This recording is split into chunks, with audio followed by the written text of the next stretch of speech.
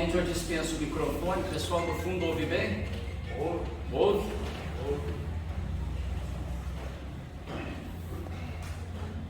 Na maior parte das bem-aventuranças de Jesus, o Cristo, o Mestre, nos remete aos valores de espírito, às conquistas de alma.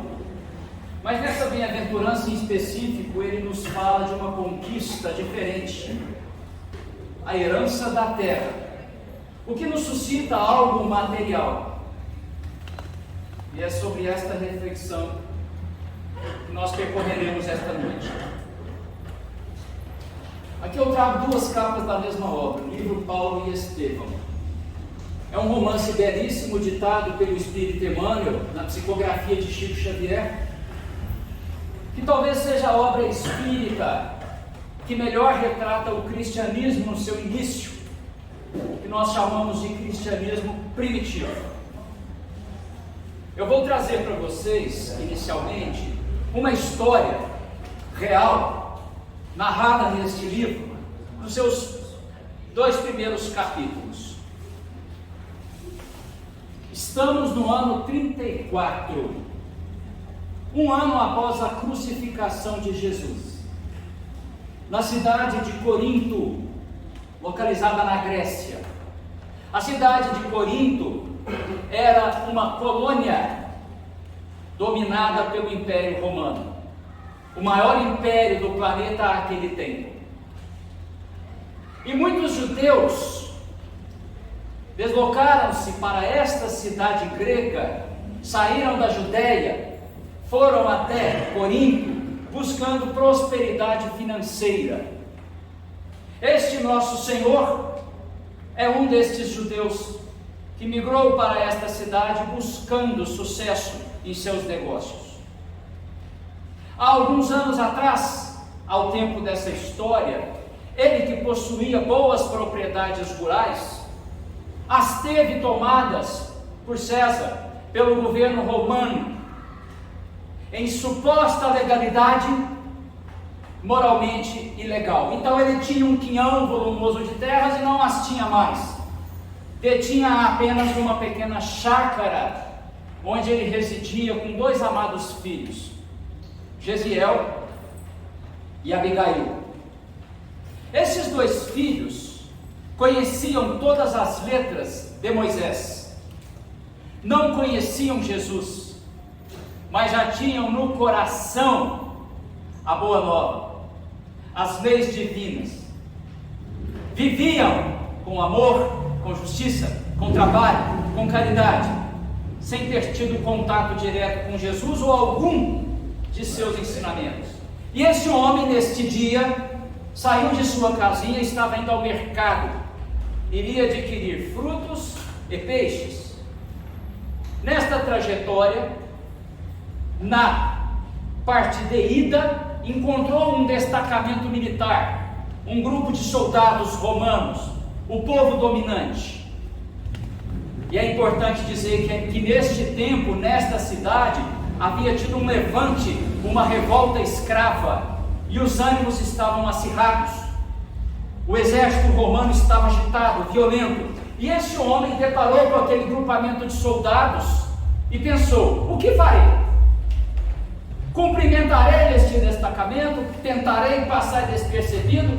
Pensou ele: quisera eu ter a invisibilidade de passar ali sem nem ser visto. Baixou a cabeça, andou devagarzinho, passando pelos soldados, torcendo, desejando para que não fosse interpelado, questionado. Quando o líder daquele pelotão disse o seguinte: judeu desprezível, como ousas passar pelos seus senhores sem prestar as devidas honrarias? E aquele judeu, já temeroso pela consequência, balbuciou, disse timidamente: eu não ousei. E o romano disse: não ousaste? Aquele romano fechou o punho, atingiu violentamente seu rosto diversas vezes. Suas longas barbas ficaram tingidas da cor rubra vermelha, em consequência do sangue que jorrou de sua face. Ele se sentiu humilhado, se sentiu desprestigiado, seu orgulho ferido. Nosso tema é a cólera, se encolerizou. E nós entendemos, mas a cólera nunca produz bons resultados, meus irmãos. A cólera é filha do orgulho, filha do egoísmo. Nada de positivo qualquer espírito obtém em estado colérico. Ele chegou à feira, fez as aquisições de frutos, legumes e peixes e tomou o caminho de volta. Mas a nossa vida, ela nos apresenta muitos desafios. No caminho de volta, encontrou um outro destacamento de soldados, que não tinha relação com o primeiro. Machucado, ferido em seu orgulho, com medo, ele pensou: o que eu vou fazer? Porque da primeira vez eu não cumprimentei e fui agredido. E agora? Tomou a decisão: vou cumprimentar estes soldados. Vou reiterar que essa história nos é narrada pelo Espírito Emmanuel na psicografia de Chico Xavier, no romance Paulo Estevam. Quando cumprimentou os soldados e disse: valorosos soldados de César, eu vos cumprimento, o soldado disse o seguinte: como teve a ousadia de dirigir a sua insignificante palavra até nós? E o líder daquele pelotão também fechou o seu punho, atingiu as faces daquele senhor e houve mais sangramento. No caminho de volta para casa, machucado, no corpo, no sentimento, encolerizado, pensou em seus filhos, que certamente lhe convidariam à prática do perdão, mas ele não conseguia. E ele conversava com Deus, o Deus no conceito dele: Senhor Todo-Poderoso, como permitis que um judeu como eu seja ultrajado por romanos? Chegou em casa, contou essa história aos filhos, e os filhos, como já era esperado, pediram a ele: papai, nós entendemos a sua dor, nós compreendemos o que você está sentindo, mas para que você seja feliz, você precisa se libertar desta mágoa, deste rancor, desta ira, desta cólera. Ele ouviu as palavras com os tímpanos, não ouviu as palavras com o coração. No dia seguinte, foi até o palácio do comandante romano, àquela cidade, Corinto, e colocou para o romano o seu desejo de reparação, e disse ainda que as terras que ele tinha lhe foram tomadas em atitudes desonestas. Aquele romano, comandante daquela cidade, disse o seguinte: velho Ioquedeg, que era o nome dele, retorne para a sua casa, retorne para a sua família, não pronuncie mais nenhuma palavra, porque isso é um desacato. Mas aquele senhor não aguentou e continuou reverberando, colocando para fora a sua insatisfação. Consequência, apanhou de novo. Tão ferido estava no seu orgulho, voltando para casa, pensando nos filhos, porque a chácara que lhe restou lhe fora tirada agora, nesta última reclamação. Então ele não tinha mais nada no plano da matéria.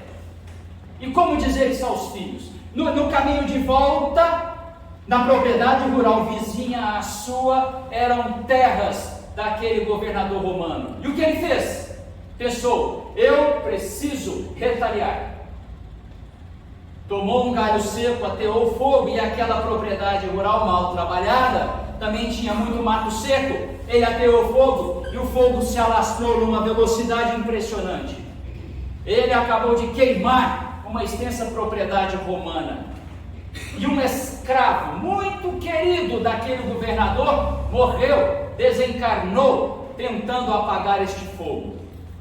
Não demorou muito tempo, ele foi preso e na sua audiência de julgamento, condenado. começou a sessão de açoite e ele desencarnou neste momento de tortura. O seu amado filho, de nome Gesiel, tentou assumir a autoria do incêndio, e o gestor romano disse: não, pelo contrário, você, eu tenho testemunhas, tentou apagar o fogo, mas você mentiu para mim agora, então eu te condeno a remar nas galeras. Naqueles navios romanos, esses trabalhadores eram acorrentados e remavam até a morte. Vejam, meus irmãos, a consequência da cólera do senhor Ioquedeque. Não é sem razão, sem motivo que Emmanuel começa este belíssimo livro com essa história. Uma cólera que mudou profundamente a vida deste senhor e de seus familiares. A título de curiosidade, leiam este belíssimo livro. Este Gesiel, que tornou-se escravo, posteriormente conseguiu liberdade, mudou de nome, chamou-se Estevão, e foi o primeiro mártir do cristianismo. Em Atos dos Apóstolos, aquele doutor da lei Saulo de Tarso condenou Estevão à morte pelo apedrejamento. Logo em seguida converteu-se porque viu o Cristo. Mas nós estamos falando de Gesiel convertido em Estevão. Mas vejam como a cólera, como o desequilíbrio, como a nossa atitude não pensada, como um segundo de destempero pode prejudicar toda uma encarnação. Nós fomos criados por Deus, espíritos, seres inteligentes, com um propósito muito claro: a conquista da felicidade. Não fomos criados para o sofrimento, fomos criados para a felicidade. A felicidade, aquela que dura para sempre, aquela real, perene, inquebrantável, nós conseguiremos com a nossa evolução intelectual e moral. Nós só seremos plenamente felizes quando estivermos irradiando alegria, bênçãos, soerguimentos ao nosso próximo. Pergunta 112 do livro dos Espíritos. Os espíritos puros são aqueles que já não possuem mais nem o orgulho nem o egoísmo e são plenamente felizes porque fazem o seu próximo feliz. Mesmo nós, espíritos de expiações e provas, já temos lampejos disso. Mamães, como vocês ficam felizes diante do sucesso moral de seus filhos? Não há nada melhor para os pais do que ver os filhos enobrecidos, trabalhando no bem, não é isso? Aquilo que é de substância predominantemente material nos traz uma felicidade que não dura para sempre. Eu costumo dar um exemplo muito simples e me perdoem pela simploriedade do meu exemplo. Eu adoro chocolate, quando eu como chocolate eu fico muito feliz. Quanto tempo dura a minha felicidade? 1 minuto, 2. Quando o meu time de futebol ganha, ou quando o rival dele perde, eu fico muito feliz. Quanto tempo dura? 1 hora? Nós não estamos falando disso, estamos falando da felicidade verdadeira, que é quando o nosso coração se enche de luz, de alegria, diminuindo a tristeza alheia. E nessa caminhada evolutiva, nós recebemos uma oportunidade, todos nós somos habitantes desse belíssimo planeta azul. Deus nos dá tantas condições, oportunidades, subsídios, para que nós conquistemos a felicidade, a alegria, que dura para todo o sempre. E se nós falhamos? E se nessa encarnação nós não conseguimos atingir esse objetivo? Deus é soberanamente justo e bom, e nos oferece sempre, quantas vezes forem necessárias, o recomeço, o reinício, a reencarnação. Não fomos criados para a dor, mas diante da dor, interpretemos esta dor como oportunidade de aprendizado, até porque ela é consequência das nossas próprias ações. Quando Deus criou o Espírito, concedeu a ele o livre-arbítrio, nós temos este poder, essa autonomia, esta decisão de agir, pensar conforme a própria vontade.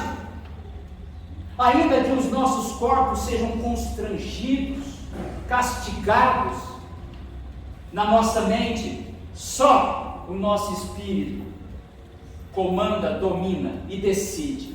Então a dor vem em consequência às nossas ações, colhendo os frutos das sementes que nós mesmos plantamos, experimentando reações das nossas ações, vivenciando os efeitos das causas que causamos, mas fomos criados para a alegria. Lembrem-se sempre disso.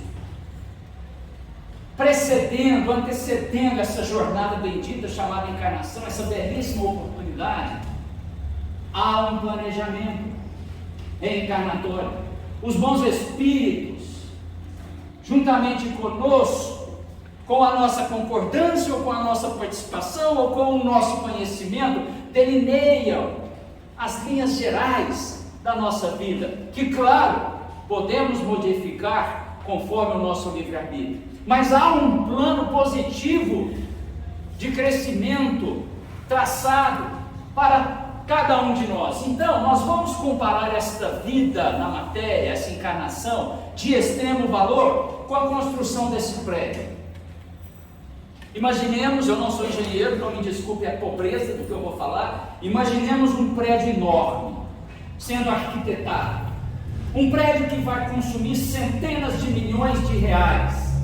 Um prédio que necessita dos engenheiros, dos calculistas, arquitetos, decoradores, paisagistas, a parte computacional, porque os elevadores estarão sob sistema eletrônico, aproveitamento de luz solar. Um prédio imenso, consumindo milhões, talvez bilhões em recursos. Esse prédio se ergue, esse edifício viçoso e vistoso está aqui em pé, consumiu tanto recurso. Saibam que poucos reais aplicados em explosivos coloca esse prédio no chão. E o que isso tem a ver com a nossa vida e com a cólera? A nossa vida se assemelha, é análoga, similar àquele edifício? Teve um planejamento? Deus, a providência divina, os bons espíritos, os nossos amigos, os nossos familiares investiram muito recurso a nosso favor. Quantas vidas dos reinos inferiores já foram consumidas para que o nosso corpo orgânico estivesse aqui respirando e vivo? Tentem mensurar todo o esforço de nossos pais, de nossos professores, da sociedade que age a nosso favor. Então esse prédio que se chama minha vida está sendo erguido. E a cólera, a raiva, o desequilíbrio, o pensamento indevido tantas vezes funciona como um explosivo, que coloca à ruína, à falência, uma vida maravilhosa, desenhada para a felicidade. O prédio sucumbe diante da dinamite. A nossa vida de extremo valor pode também sucumbir por um pensamento indevido. E são tantos os exemplos. Tomar um volante alcoolizado leva uma pessoa a óbito, uma violência incalculada, um desequilíbrio, um destempero, uma raiva que me leva a um infarto fulminante. É o explosivo da cólera. Às vezes em um segundo, num tempo muito diminuto, uma encarnação, uma trajetória tão bela, tão planejada, pode vir à falência. Vou contar para vocês uma história que ilustra de forma muito lúcida o que nós estamos aqui dizendo. Essa historinha é de um livro que chama A Vida Escreve, psicografado também por Chico Xavier. Essa história é ditada por Hilário Silva. Ele fala de um contador. Contador, gente, é aquele profissional que faz a escrita das empresas, débito, crédito, resultado, depreciação, aquilo tudo. E ele se chama Fraga. E ele estava muito feliz. Ele foi no seu escritório trabalhar, feliz ele estava, porque na noite anterior ele foi a uma casa espírita e ouviu uma palestra sobre a paciência. E eles foram abençoados com uma mensagem espiritual que dizia como a calma, a mansuetude, a resiliência, a resignação são benéficos para a nossa encarnação. E ele estava muito feliz pensando nisso. E ele era um dedicado marido. Todos os dias, quando ele entrava no seu escritório, ele se comunicava com a esposa pelo telefone, não tinha WhatsApp. Meu bem, cheguei, estou trabalhando, fique tranquila. Naquele dia, neste dia, ele não ligou para a esposa. Ela se preocupou, porque era a primeira vez em muitos anos de matrimônio, de consórcio, que ele não tinha comunicado que estava na empresa. Ela pediu ao filho mais velho: vá até a empresa de seu pai, veja o que está acontecendo. E quando o filho força a porta, o que tinha acontecido? O corpo de seu pai estendido no chão. O médico foi chamado e diagnosticou, sentenciou a morte do corpo físico.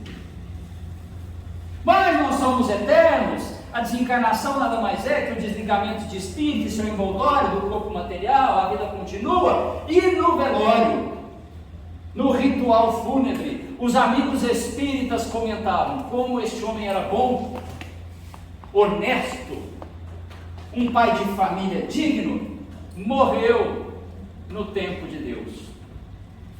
Certamente esta desencarnação estava em seu planejamento.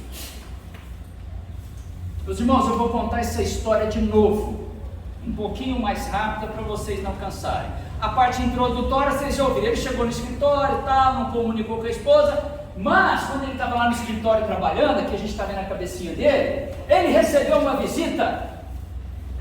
Alguém quer falar para nós o que seria essa visita? Eu acho que ninguém vai adivinhar.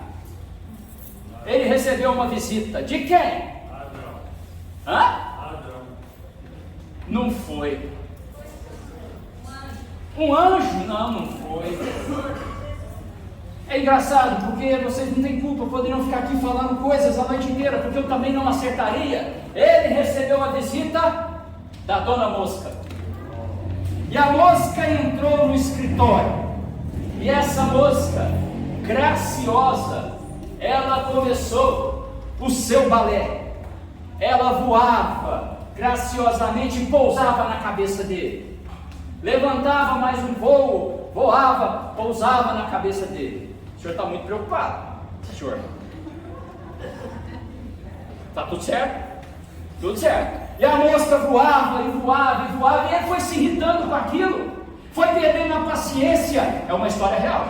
Foi perdendo a paciência, até que na 20ª vez, o que ele fez, talvez muitos de nós fariam. E com uma improbabilidade estatística enorme, ou seja, uma chance muito pequena de acontecer, quando ele deu um tapa em si mesmo, vejam a infelicidade.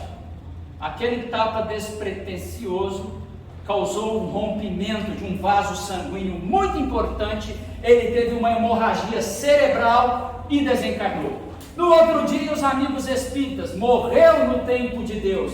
Não morreu no tempo de Deus, morreu no tempo dele, consequência de uma atitude tomada pelo seu livre-arbítrio. Lembre-se do prédio. A nossa vida é aquele edifício, tantos recursos, tantos sentimentos exalados a nosso favor. Estamos aqui conversando sobre o Evangelho de Jesus, vamos tomar um passe, uma água fluidificada, a gente chega na nossa casa, rever os nossos familiares, tanta felicidade. Tomemos cuidado com a cólera, porque nessa intempestividade colérica, esse irmão desencarnou. No plano espiritual, porque o corpo morre, a matéria, e vai formar outros corpos, o espírito se desliga. No plano espiritual, quando ele acordou, 2 meses depois, o instrutor disse para ele: sabe qual é o instrutor? O mesmo que houvera ditado a mensagem da paciência. Foi: irmão Fraga, você desencarnou, o seu espírito está aqui num hospital do plano espiritual, você tinha mais 11 anos de vida naquele corpo material.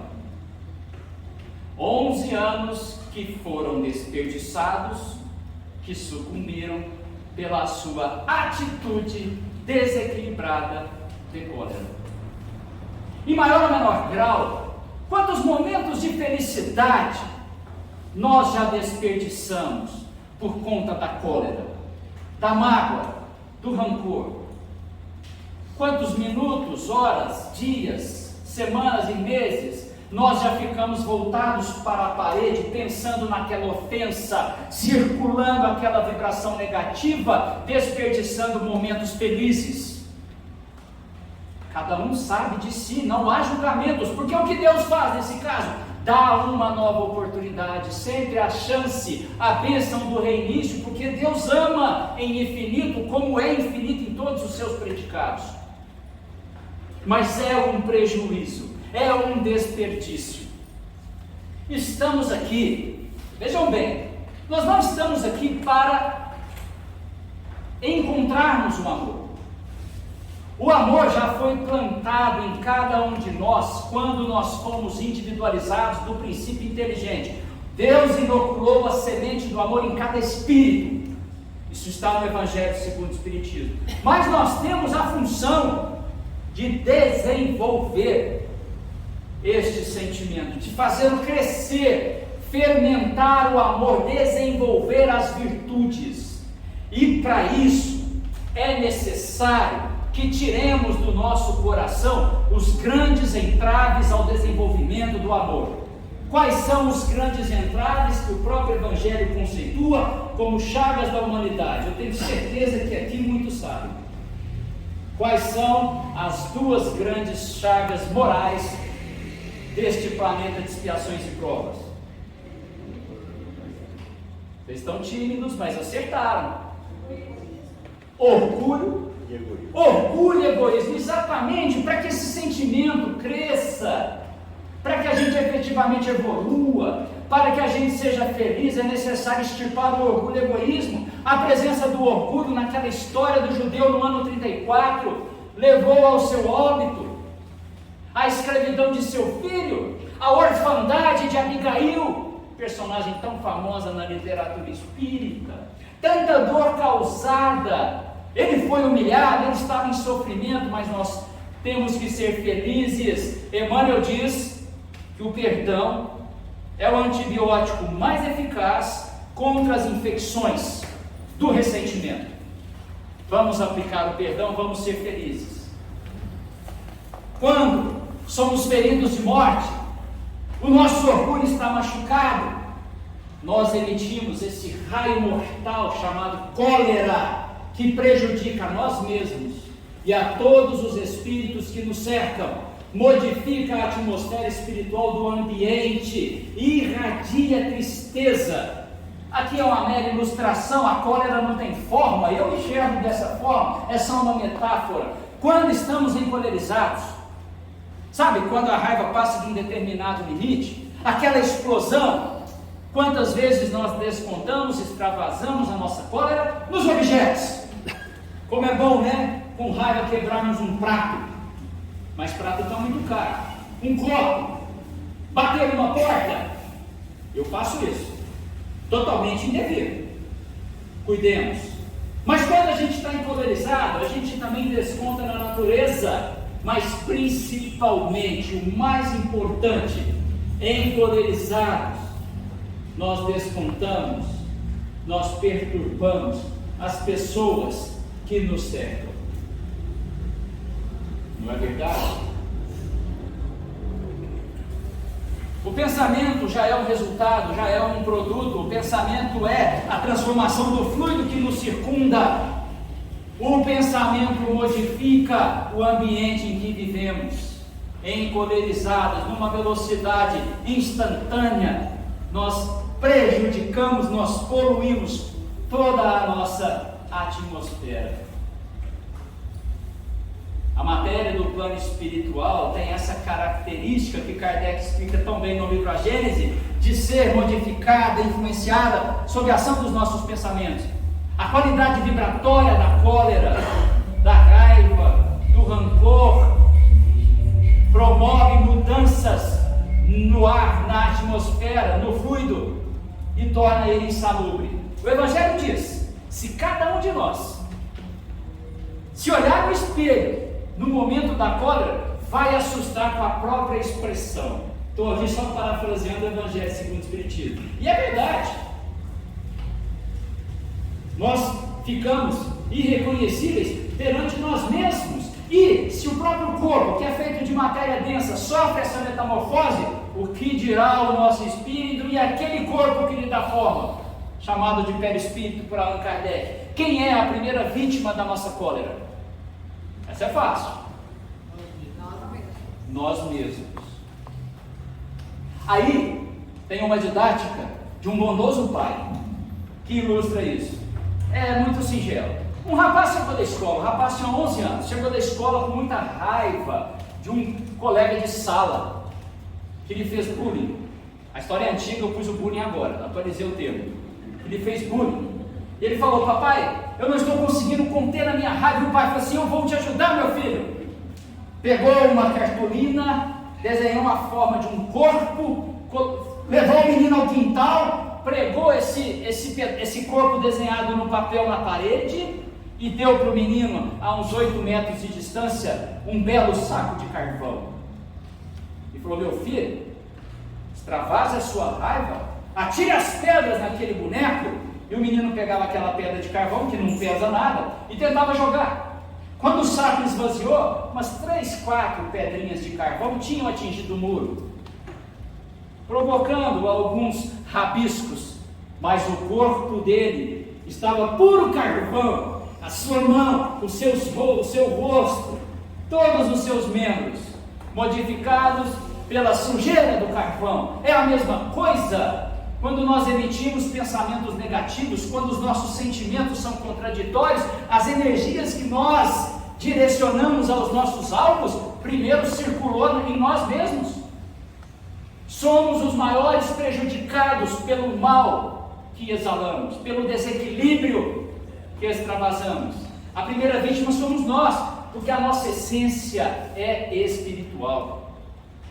Nenhum de nós é um corpo que recebe um espírito. A gente fala do nosso espírito na terceira pessoa. Não, nós somos espíritos que estamos vinculados a corpos numa bendita oportunidade de reencarnação. Nós somos espíritos, seres inteligentes, pensantes, dotados de livre-arbítrio, onde armazenamos todas as nossas experiências, desenvolvemos os nossos sentimentos e nos valemos de preciosos corpos. A nossa essência sendo espiritual, a energia que nós emitimos com as vibrações da cólera geram estados enfermiços no corpo físico. Veja bem, quem pensa é o corpo ou o espírito? O espírito ou o corpo? A matéria não pensa, né? É o espírito. Quem fica triste ou alegre é o espírito ou o corpo? É o espírito. Quem tem orgulho é o espírito ou o corpo? É o espírito. Então o espírito tem esses sentimentos, esses pensamentos, essas atitudes, essas emoções. Ele emite vibrações, energias. É o princípio do passe que vocês vão tomar agora mesmo, nós. E quando ele vibra, tem um corpo que o envolve, chamado perispírito, que ressente todas essas vibrações e se desequilibra. E este perispírito, intimamente ligado ao corpo físico, transmite para o corpo essas distonias, estas perturbações. Grande parte das nossas moléstias tem a origem mental. Mas há os vírus, bactérias, claro, mas as vibrações de desequilíbrio diminuem a nossa imunologia, as nossas defesas corporais. Os médicos céticos e ateus sabem disso, da importância do ânimo, do estado mental positivo no fortalecimento do corpo. Que lucro, que benefício são auferidos com a cólera? Nenhum. E o prejuízo? Imenso. Eu tenho certeza que nenhum de nós utiliza os punhos para machucar alguém, se vale de uma faca para machucar alguém, muito menos de uma arma de fogo. Mas tomemos cuidado com a palavra. A palavra é a sonorização, é a transformação em som do que pensamos, do que sentimos, do que desejamos ao próximo. Então que a nossa palavra não se converta em um raio de morte. Quantas vezes estamos discutindo com um ente querido, e aí encolerizados ou desequilibrados, a gente busca na memória alguma coisa que nós sabemos que, se dita, se falada, vai machucar profundamente o nosso próximo, não é? Eu faço isso. Das discussões com a minha esposa, de vez em quando, eu procuro ali aquilo que eu sei que vai ferir. Tenho até vergonha de falar, mas eu sei o tamanho do prejuízo que isso causa. Então, muitas vezes, a gente não age com o impacto, com a concretude de uma agressão física, mas a nossa palavra agride tanto quanto. Se nós pudéssemos estar em órbita, todos nós no espaço, e olharmos para a superfície da Terra, nós veríamos, com olhos de espírito, todos nós aqui dotados de evidência, clarividência, nós veríamos algo assim: a representação das conexões mentais. Todos nós estamos conectados em pensamento, sentimento, àqueles que pensam em maior ou menor grau, em similaridade a nós mesmos. Estamos ligados aos bons espíritos, ou aos espíritos que ainda estão em desequilíbrio, mediante aquilo que pensamos, sentimos, agimos, vibramos. Milhares de espíritos nos expressam, e nós expressamos milhares de espíritos, ou seja, o que a gente fala representa o que uma multidão falaria, conforme, em harmonia, consoante os pensamentos afins. Então, se nós estamos encolerizados, quais conselhos nós estamos ouvindo de espíritos encarnados ou desencarnados, associados a nós pelo pensamento ou pelo sentimento? Se nós estamos com ira, com raiva, estamos representando quantos espíritos, todos nós conjugados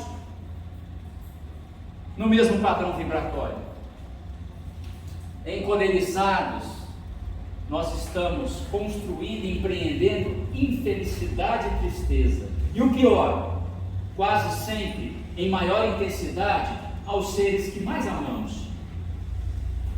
Às vezes a gente se contém na rua, estamos estressados, a gente se contém na rua, desequilibrado, perturbado, a gente chega em casa e muitas vezes a gente despeja. Qual é o convite então, meus irmãos? Sermos felizes.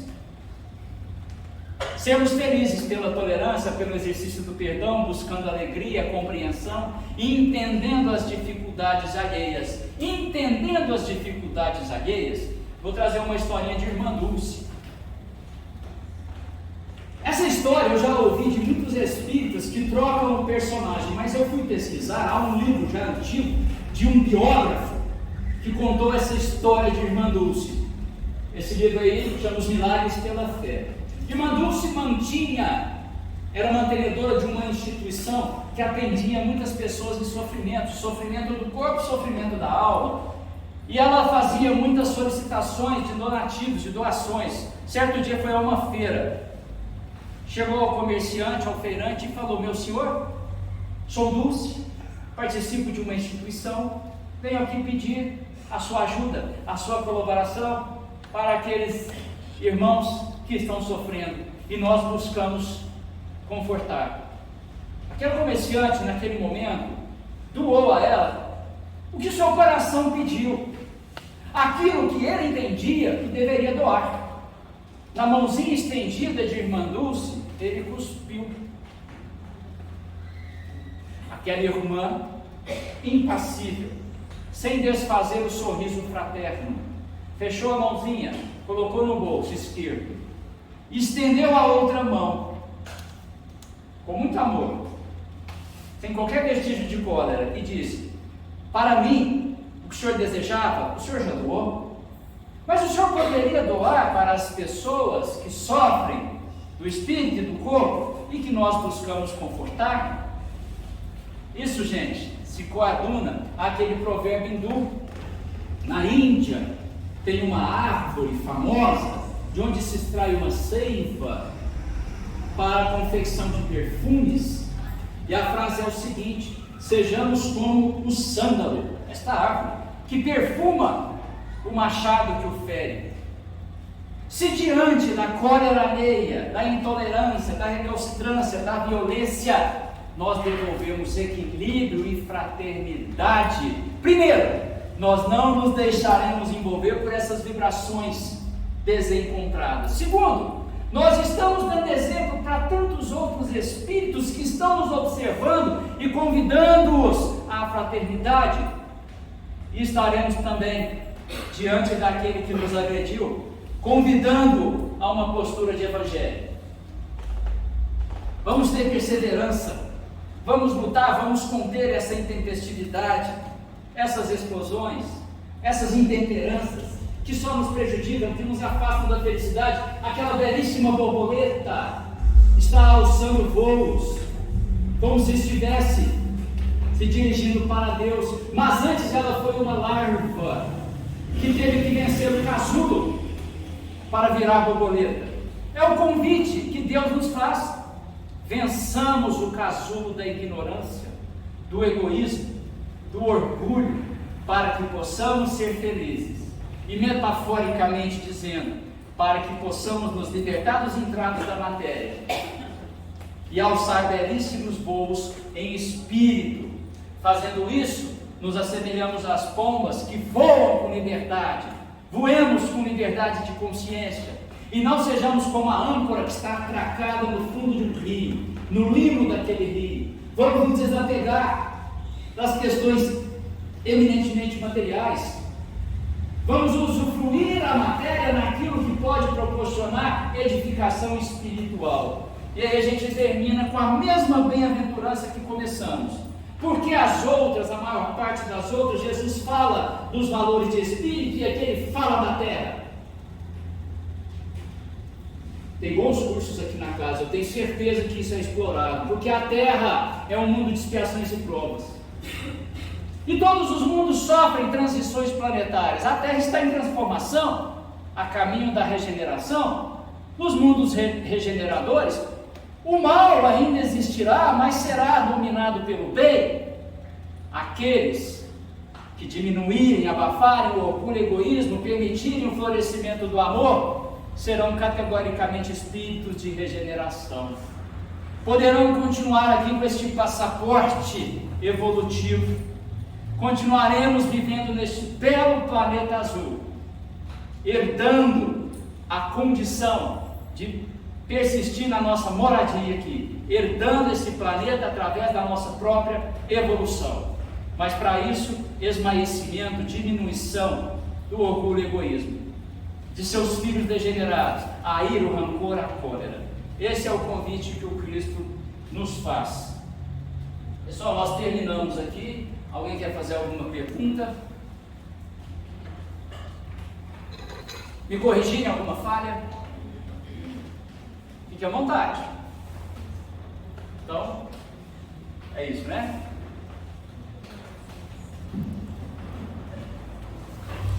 Teria algum antídoto para a cólera? Antídoto para a cólera: diminuição do orgulho e egoísmo. Simples, né? Simples na teoria. E na prática? Tinha uma senhora que morreu em 1915. O nome dela era Maria. E Maria, em espírito, comunicava-se com seu filho, que tinha 5 anos. E o nome dele era Francisco. E muitas vezes ele recebia um tratamento inadequado da sua madrasta, ficava muito triste. E Maria, João de Deus, mãe de Chico Xavier, dizia àquele garoto: meu filho, tome um copo d'água, beba-o lentamente, gole a gole. Enquanto Francisco Cândido Xavier, com 5 anos de idade, tomava lentamente aquele líquido, ele ia se acalmando, ele ia restabelecendo a paciência, ele ia lembrando que a mãezinha dele o amava muito e que a madrasta precisava era de ajuda. Um grande antídoto: a oração. A oração é um instrumento de maior conexão entre a criatura e o Criador, entre nós e Deus. Quando a gente ora, a gente amplia as nossas antenas mentais e nos sintonizamos com os bons espíritos, e aí nós conseguimos ouvir os conselhos desses bons espíritos. A oração, a prática no bem, o esforço, tentar fortalecer a tolerância, e se quer um método mais material, tome um bom copo d'água, bem devagar, e vá pensando que Deus te fez para a felicidade, e que Emmanuel disse que o melhor antibiótico ao ressentimento é o perdão. Mais alguma? Não sei se você fazer isso. Você faz.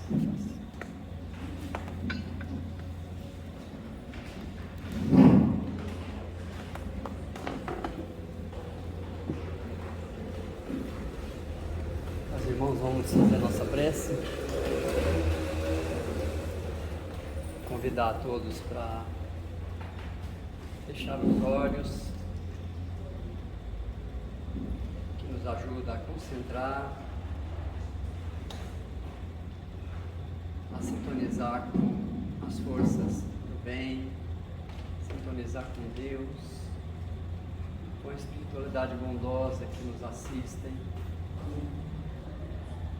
cultivando o sentimento de gratidão por tudo que nos aconteceu durante esse dia, gratidão pelos ensinamentos que a doutrina nos traz, ao esforço que o nosso irmão trouxe, por suas palavras esclarecedoras. Também agradecemos a Deus e rogamos a Ele que nos abençoe a todos, que possamos retornar fortalecidos aos nossos lares, que cultivemos os hábitos que são os antídotos contra a cólera: a bondade, a oração, a benevolência, a indulgência, o perdão. Que Deus abençoe também os nossos lares, os nossos familiares. Que Deus abençoe a todos aos quais dirigimos nesse momento os nossos pensamentos. E muito gratos, nós encerramos essa primeira parte dos nossos trabalhos. Que Deus nos abençoe a todos e que assim seja.